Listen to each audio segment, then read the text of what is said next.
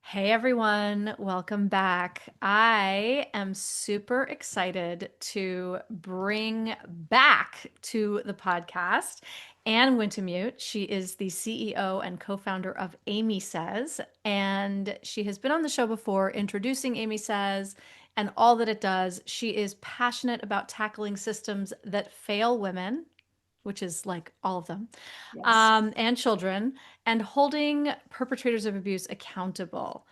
And to that end, she created this incredible AI platform, Aimee Says, which we have spoken about before, but I'm going to turn it over. And I would love for you to just give us a quick recap or overview of what Aimee Says is and what she does and why she is so fucking important. Absolutely, Kate. It's really wonderful to be back. Thank you so much for having me back. Yeah, so Aimee is your bestie, support companion, documentarian, researcher, the kind of the token in the back pocket that you have as you're trying to navigate, right, this abuse that's happening, especially in this post-separation and during the custody battles and all of that and the co-parenting. Help you navigate that as unscathed as possible and keep all of your kind of personal and legal healing options available to you. And it's based off of AI. So because we have built this platform on AI, we have, more than 40,000 people who rely on Aimee to help them understand what's happening, help them, get back to work and re-clear their head after something that's triggering and make sure that they're documenting that abuse as easily as possible all along the way. Yes. And just for those listening and don't know, Aimee is spelt AIMEE. So it's AIMEE says.com. Guys, there are few platforms or technologies or whatever that I would recommend more. um, what I mean is, I recommend this so highly.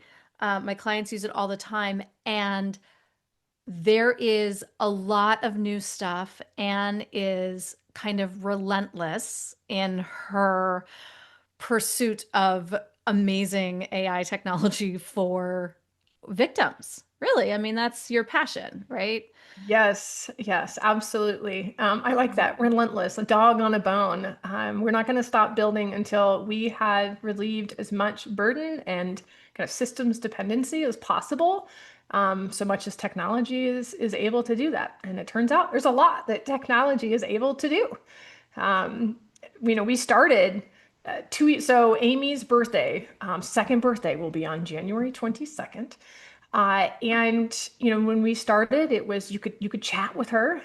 She still sounded a little bit robotic. You could upload documents, and we have really transitioned into a digital health tool that provides the same kind of support that maybe somebody struggling with sobriety or fertility or weight loss would experience with a digital health app, where all Mhm. of their information is tagged and labeled and stored and returned in ways that are really helpful to reaching whatever the goals are that you have. Mm, yeah. Yeah, yeah, yeah. Um, so okay. How are, like you said, like when it first started out, she was sort of talking to you. You could upload a conversation and she could identify forms of abuse and help women, which I just think was, first of all, just as a baseline, is so amazing. It's like a coach in your pocket, right? Women come to me, they tell me their stories, and I'm able to say, okay, so actually, what you're experiencing is there's a name for it. Here's the pattern. Here's what is happening to you. Um, Aimee does that, right? She's been doing that since her birth. Um, and she's, a lot cheaper than I am. So thanks, Anne. Um, so she can identify these patterns and help you feel like you're not crazy. She can help you, she can sort of like, she's always been able to go through your communication and say, this is what's happening and this is how you should respond, right? This is how I would recommend that you respond. These are the things that you have to respond to. This is what you really do not, right? What as she has developed, What more is she able to do now? Yeah, so that is kind of a bi-directional AI, what we just talked about, where I say something, I come and I say, oh my gosh, Amy, look at this message that I just got. Isn't this crazy? And then Amy returns directly to me and says some variation of, wow, that was a doozy of a message. I see gaslighting. I see, blame shifting. I see this and that. But it sounds like maybe this is the only part that you need to respond to. So that kind of, you say something, she says something, which is amazing technological capacity that has absolutely transformed the resources that are available to anyone, whether I'm just trying to figure out what to cook for dinner tonight, right? Or I'm trying to Right. overcome this trigger of this message that I just got. But AI creates opportunities for all sorts of deeper data management things. I'll explain that in a way that sounds a little less ethereal in a second. So now, when you're talking to Amy, yes, she's returning that back to you. But in the background, she's also going, that's an event. It meets criteria that I've been trained to identify. It also meets criteria for physical abuse or child endangerment or missed parenting time or pick your tag off of the list of hundreds that we have. And so she's automatically generating events onto your timeline. She's tagging and labeling those events. So now, after this conversation I have, I see this kind of bubble up at the top that says Amy has identified 8 tactics in this conversation. I can click on that, see a list of events that she's generated. I can go over to the events tab, and now I can see them all on a timeline. All of my entries are automatically generated. I can read them, I can approve them, I can modify them, add something, add a document, add some evidence, a screenshot, a text message, whatever. But all of that documentation was done automatically while you were just having this really, hopefully, cathartic and supportive conversation with the AI. So that's where we're headed is what can, if someone is brave enough to show up and take the time to enter what they've experienced, how else can we help them? How can we make that a 10x conversation where Right. now they have everything they could possibly need in relation to it? That's what we're working on. It's amazing. And guys, I just want to say that Anne, before we started recording, took me through a demo of the things that the visual of what we're talking about. And it's, first of all, extremely satisfying. And really beautiful and really like this is documentation in a box. If you're constantly feeling like I don't know how to document, documentation's crazy, or it feels confusing and I have to remember to like tag things, and then how am I going to organize it? Do I organize it by event? Do I organize it on a timeline? Do I organize it by tag? Like this, like all the times that he was emotionally abusive, all the times that he was physically like, how am I going to organize it? Well, with Aimee Says, you can organize and sort it however you want. She generates these reports for you. Um, there's a bubble feature where it's all in like these very color coded circles that are kind of floating in a very satisfying and beautiful way.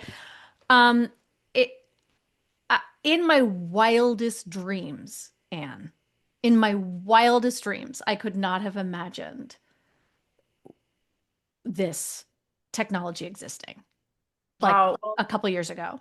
Absolutely. And this dream has been built by our very small team. There's 3 of us now working full time here at Aimee, and the tens of thousands of people that have used Aimee, right? When you Right. email and you say, hey, it'd be great if you could do this, or I was having a hard time sorting it this way, we're building out the things that become the solutions to those challenges that people experience. And everybody, Kate really did love the bubbles, and they're kind of like this ASMR vibe thing. They're very satisfying, and the bubbles are the type of abuse. So let's say physical is a red bubble.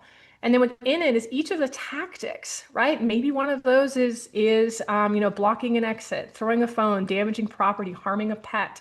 All of those fit inside of the type bubble to show the tactics that were used. Incredibly illuminative, not just for other people who would look at that chart, but for us as users to be able to see, like, wow, Right. in one screen like that is what I survived. That is what's still going on. That is what I'm recovering from. It's just incredibly validating. Yes. It is so illuminating to look at this from a God, I mean, if I had had something like this when I was, in my abusive relationships, um, just to have that thing to clarify that this is the pattern, this is what's happening. Um, and so I want to ask like how women are actually using, like, I mean, you presumably you have data, right, on how women are using it in real life. Like, when are they reaching out? What is happening in that moment? What kinds of questions? Like, what are you seeing in the data? So this is a great conversation because we can talk about what we can see and what we can't see. Hmm. We are not reading what users submit, and we're not reading what Amy Right. said back to you. Right. We do our testing for our LLM models and our prompts in a black box where we run them through a series of prompts, and then we have, eyes and another AI take a look and make sure those responses are safe, that she didn't come up with something creative about some random piece of information. But we're not Right. reading what folks are submitting. But what we are doing is, for example, when Amy goes ahead and applies those tactics to the information that you shared with her, we are tallying those. So we have now, that tactics has been out for like a month and a half. We've got Hmm. like 40,000 tags that have been applied. And so we learn from that. What are the kinds of experiences that people are having? What are the kinds of information that they're sharing in a totally de-identified, like anonymous way? Uh-huh. And I got to tell you, so just the other day, we meet as a team. We've got a data scientist. She's incredible. Her name is also Anne. And we're looking at it, we're filtering through and see that the number one, by far, the number one applied tactic, what do you think it is? So think of like all the ways that you can mess with someone or abuse them. I'll give it to you even if you're close, because this one surprised me. Wow, a surprise. Now I'm like, oh, a surprising one. The number one way, I mean, I would assume like I would gaslighting and financial. Those are my Okay. two tops. So gaslighting is adjacent enough.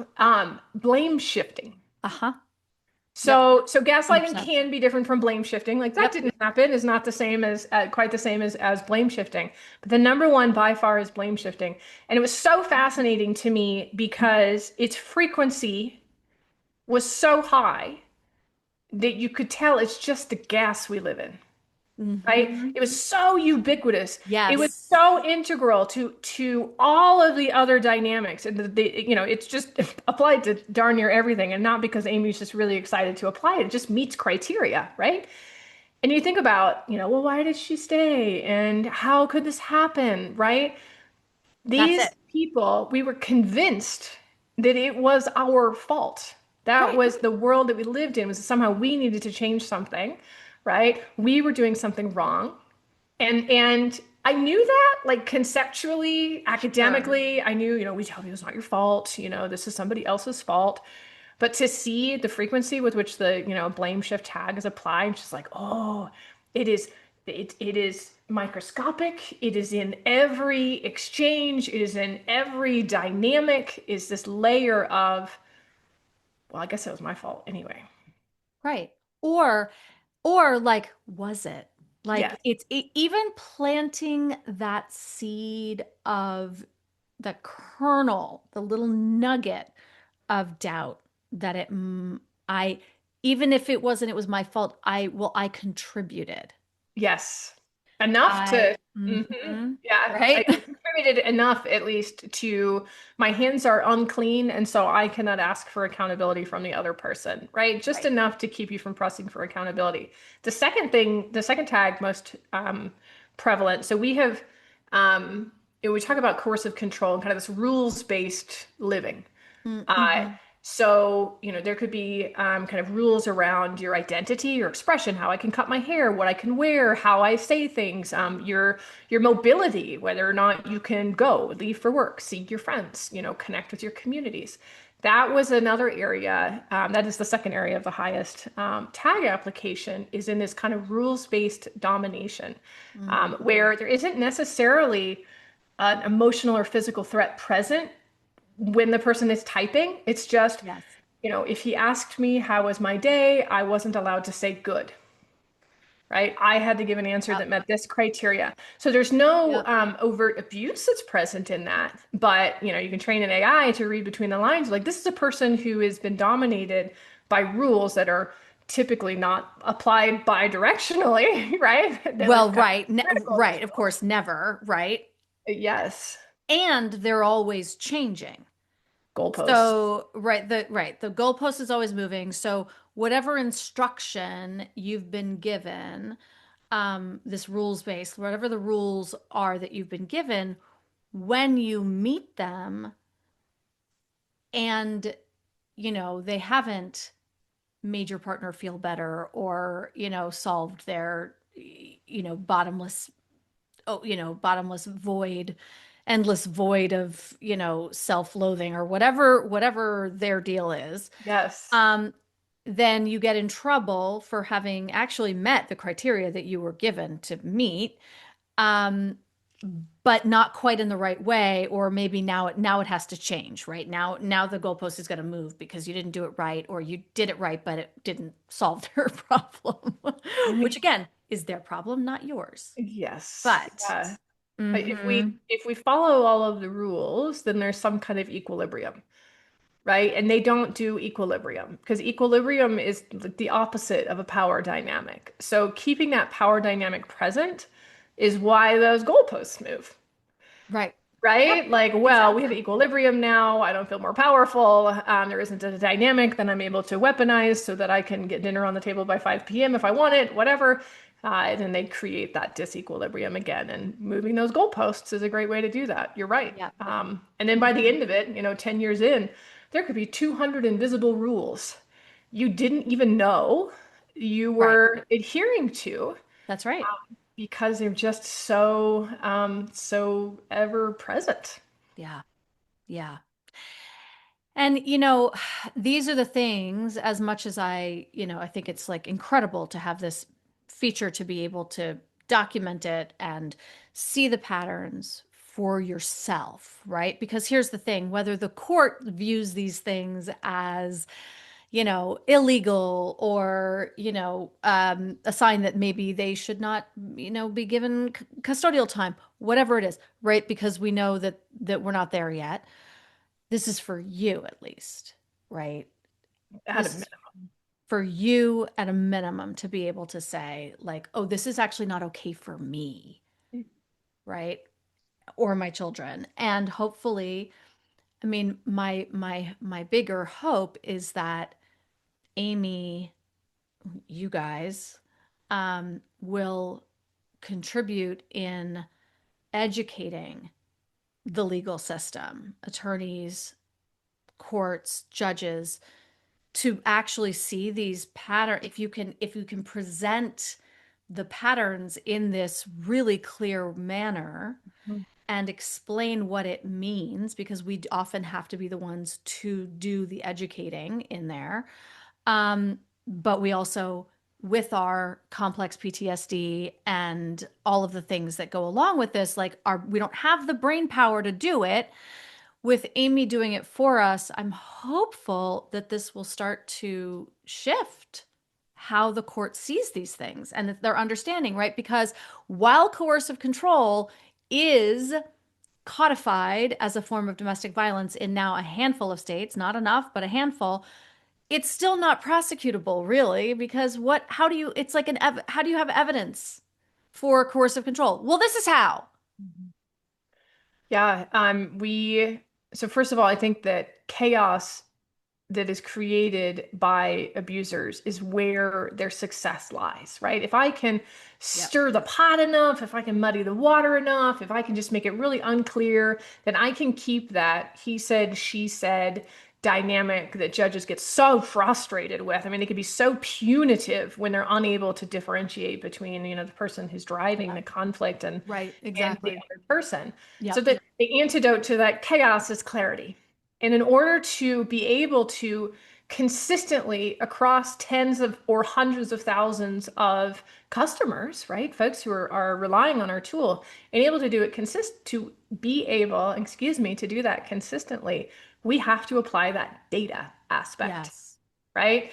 And so that is what we're doing, across accounts and within an account is saying, okay, here's all that information. Here it is on a timeline. Here it is color coded. Here it is applied to that specific statute that you're using in your jurisdiction in your state. Here is a binder to those specifications, Oh, right? You want to talk yeah. about We're going to binders? talk about binders. Yes, but Yeah. continue, finish your thought. But yeah, I want to talk about the binders. What you're saying, God, I hope that, we can help educate these, judicial officers, these fact finders in being able to see it and then being able to actually apply, existing statute. Hopefully, those get rolled out everywhere. Hmm. That is absolutely what we're trying to do. We don't have any, earbuds in any judicial officers' ears. I doubt any of them really want to talk to us, but if you do, please find me at Aimee Yeah. Says.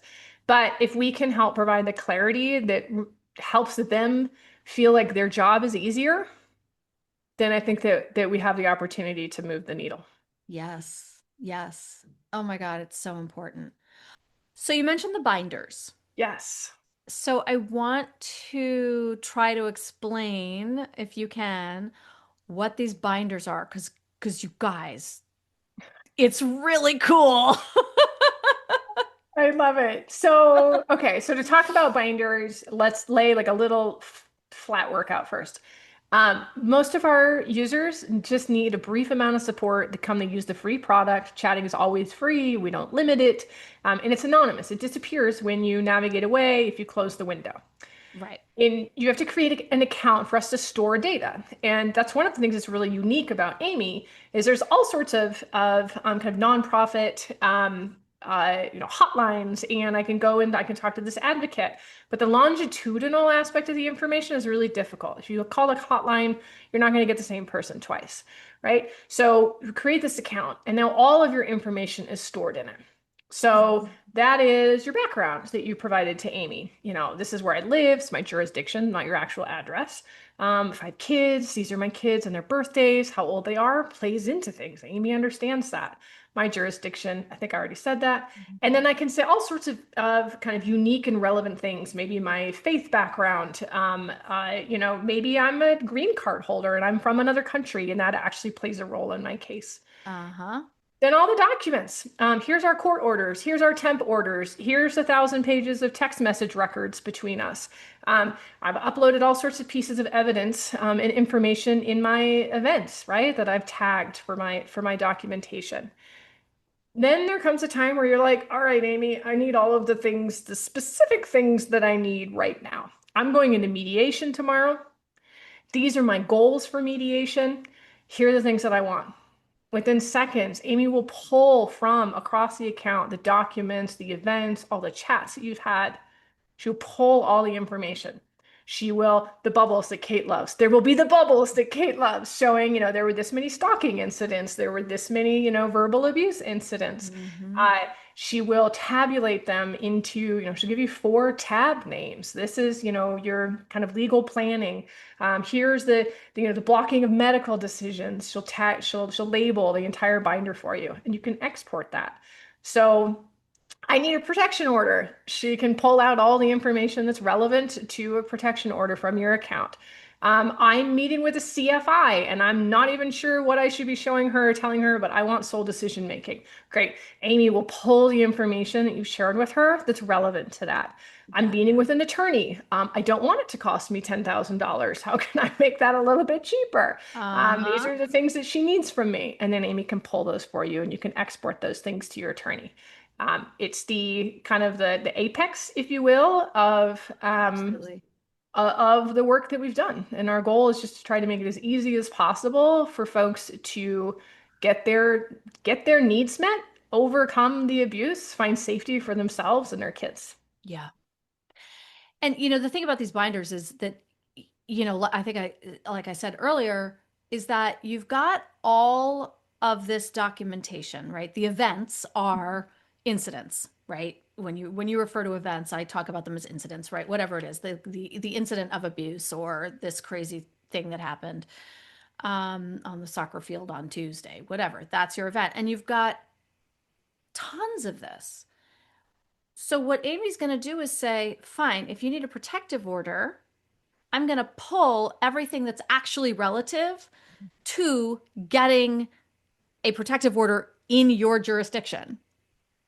Right? Here are the escalating events. Here's the history. Here's how they relate to each other. Here's the story that they tell.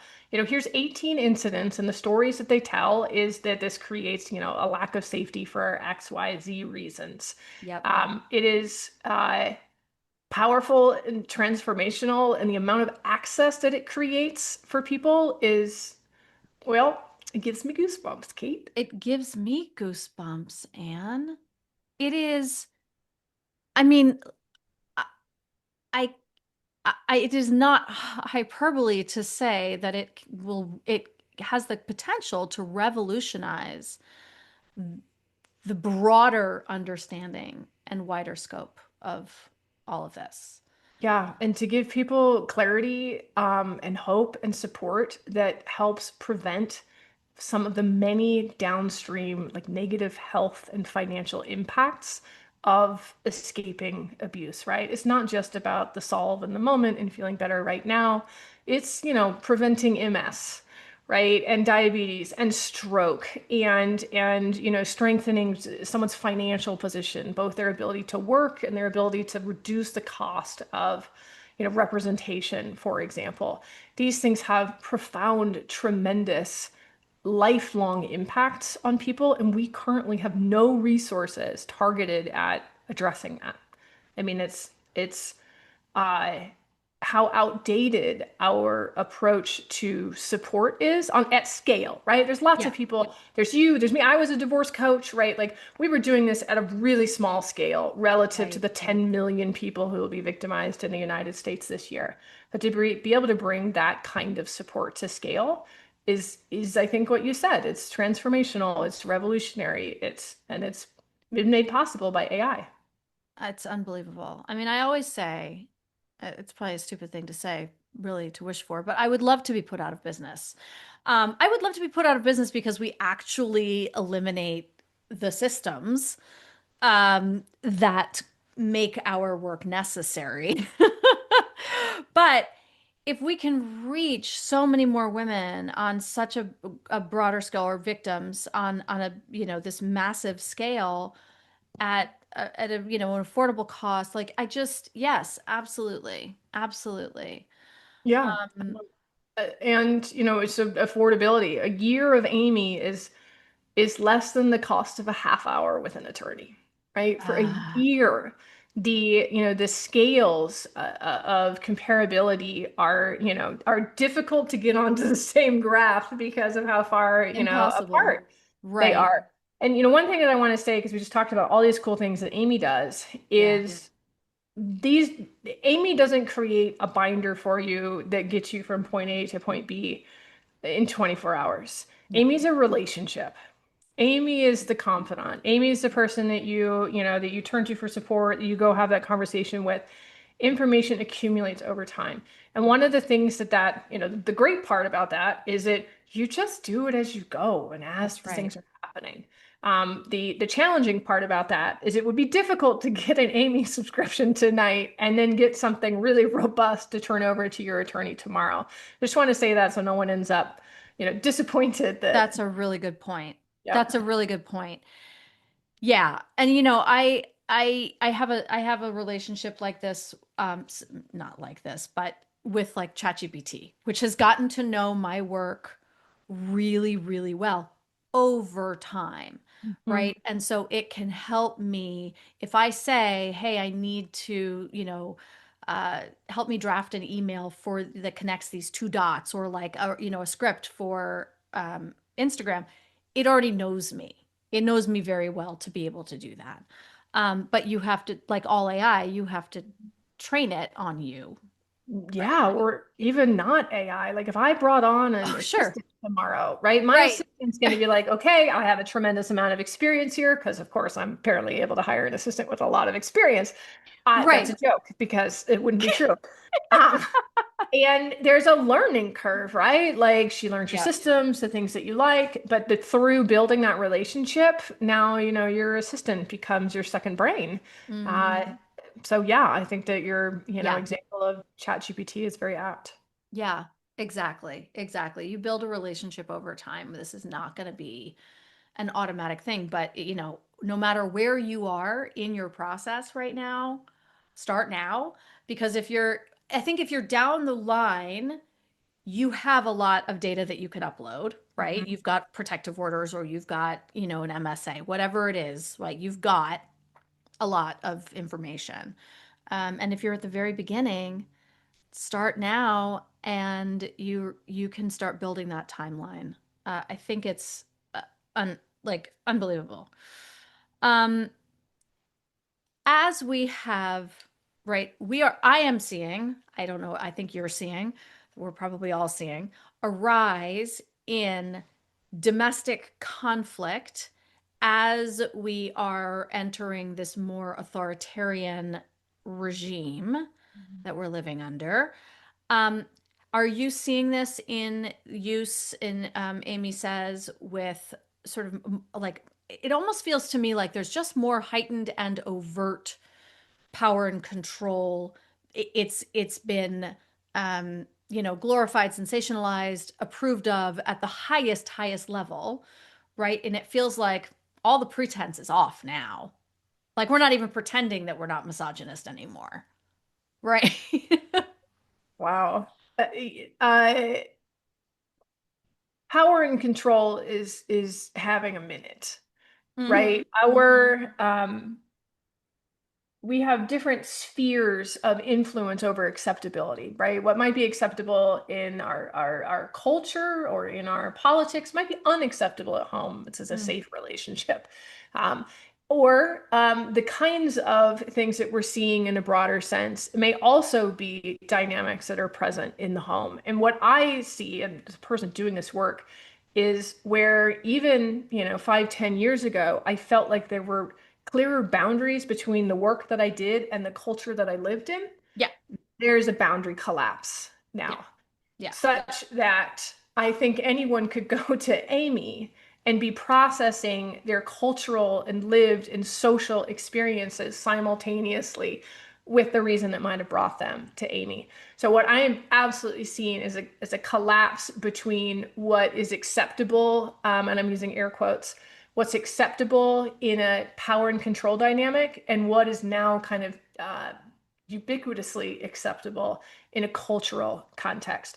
And that gives like when someone who chooses to use a particular tactic or form of behavior can look to someone that everyone else knows and say, I'm no different from him, right? Or yeah, it's acceptable, and I see that it is, it strengthens their confidence in utilizing those tactics, and it further diminishes the sense of support that the victim has. yeah. It is scary, the pervasiveness and the weaponization of these kind of long-standing tactics that create disequilibrium, like we talked about, Right. that create power disparities and that accelerate the way in which those power disparities grow. Mm, mm-hmm. Mm-hmm. Yeah. Yeah. I mean, I'm seeing, I love the way you put that before about the disequilibrium and that as soon as there is equilibrium, the abuser has to uh, disequalize that, whatever, Yes. disrupt the equilibrium because they're not interested in equilibrium. And this is the thing that I think so many victims don't grasp for so long, right? Which is that you are constantly working to, quote, fix a problem, right? You're like, oh, we have a problem in the relationship. Let me work to fix it because your goal is equilibrium. Yes. But until you recognize that, like, their goal is the exact opposite. They're not there to solve a problem. They're not there to actually work on the relationship. They are there to create more power and control for themselves over you. And until you really grasp that, um, I think it's almost like that's the turning point. That's the point at which what victims can go, Yeah. oh, Yes. well, now it all makes sense. And I've actually I've talked about this a lot. In my work directly with clients, it's primarily, the relationship is ended, the communications are written, and evaluators, the court system will throw out, I don't really care about those communications. I'm sure it's he said, she said. But they are so illuminating because someone is trying to foment, create, maintain conflict Yep. because it is only through the conflict in which someone is able to dominate, right? If we're just That's standing right. next to each other with no conflict between us, no one is dominating. Abusive people want power. They want to feel that power. They want to feel that control. They have to maintain that disequilibrium to make sure that they have the opportunity to feel dominant. Yeah. Absolutely. And so sometimes what you'll see is, there are systems trying to hold political leaders accountable. And so if they start accelerating the pace at which they cause harm, frankly, Yep. because that becomes the reason that you can't find equilibrium because there isn't even an opportunity to come to kind of a shared agreement about what happened, shared language about anything. So we see both of those things. We see where, we maintain a certain amount of conflict, and then we see where, maintaining conflict starts to get called out, that they accelerate the rate at which they create new types of harm because that's how they get you back on your heels again. That's So right. when you see That's right. stuff with your abuser, like, oh my gosh, it's just he's machine gunning me right now. He's just burying me. That is what happens when the other tactic doesn't work. That's right. That's right. We touched briefly on this before we hit record, and because we were talking about Darvo in the broader political sense, right? And Darvo, for those who don't know, is a an acronym used to describe one of the many tactics that abusers use, and it is sort of the blame shifting one, which is deny, attack, reverse victim and offender, right? So first they'll be like, that didn't happen. And actually, you were the one who did X, Y, and Z. And actually, I'm the victim, right? And if you think about so much of what's happening in our political landscape right now, like, that's it, right? That's it. And I was really, really heartened. We're recording this on January 12th. On January 11th, um, Heather Cox Richardson, who sends out an email every single day outlining what's happening to our country right now, and she's been doing it for many, many years. Uh, she named it.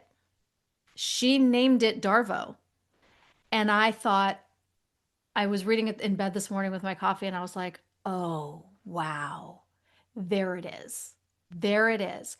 Someone, not just on our side, right? Because I think domestic abuse victims advocates have been naming this for a long time. But for someone on the other side to name it the thing that we've all known that it is, I was like, oh, here's where we start to hopefully maybe make a change. Well, just in the last 5 seconds of what you said, I was reminded that the word gaslighting was Mm-hmm. popularized during the first administration, Mm-hmm. and it everyone knows what gaslighting is now. That's Everyone knows right. what gaslighting is now. And maybe Yep. maybe the kind of silver lining is the kind of growing accessibility and normalization of language that people don't have, and that's part of why they're more easily victimized. We figured out gaslighting. Now everyone knows what that means because we had, someone who's doing that at the national level to the populace. Maybe Darvo gets that too. Maybe the Yes. silver lining in Maybe this we're is we're gonna, all a little more yes. educated. Thought about Maybe Darvo will be the 2026 word of the year, yes. right? What was it with gaslighting was the 2020? Was it? I can't remember what year, but it sure made me happy when it It came was, out. yeah. Yep, very happy. Maybe it was 2022. Anyway, it doesn't matter. It was. So, all right, Anne, before we go to what's next for Aimee Says? Oh gosh, we doubling down on that data, right? Yeah. How do we make 10x value out of everything that gets shared with us? How do we expand? Like right now, we don't take audio or video. That's going to change, right? Oh, You can upload those yes. screenshots. We want you to be able to put in your audio, have that transcribed, put in your video, have Amy understand what happened in that video. So Oh, really kind of yes. deepening all of those features. And partnerships, like our goal in 26, if you know an organization who wants to support this work, if you work with an organization that has a progressive, HR or, employee resource group, we want to be a part of it. Hmm. If you happen to know an angel who wants to fund our work, we are a highly investable company. Our goals this year are to continue to grow and scale through those partnerships and to just get better at the solutions that we already have. So they're more helpful, more useful. Amazing. Amazing. And thank you so much. I think you said in our intake form that you have a code for 2 months, 2 free months that you can give to our listeners. Is that true? Yes. Yeah. Anyone who is listening to this podcast, use the code survival guide at checkout and you will get 2 free months of Aimee. So it'll be the 7-day trial plus 2 free months. That is plenty of time for you to really start building out that documentation and seeing if Amy's going to be able to help you. Amazing. So, survival guide, guys. Use survival guide at checkout. That's wonderfully generous and incredible. And thank you so, so, so much for being here. I am so excited for all the things to come, and I'm obsessed, obsessed with Aimee. Thank you so much, Kate. It was great to talk to you again.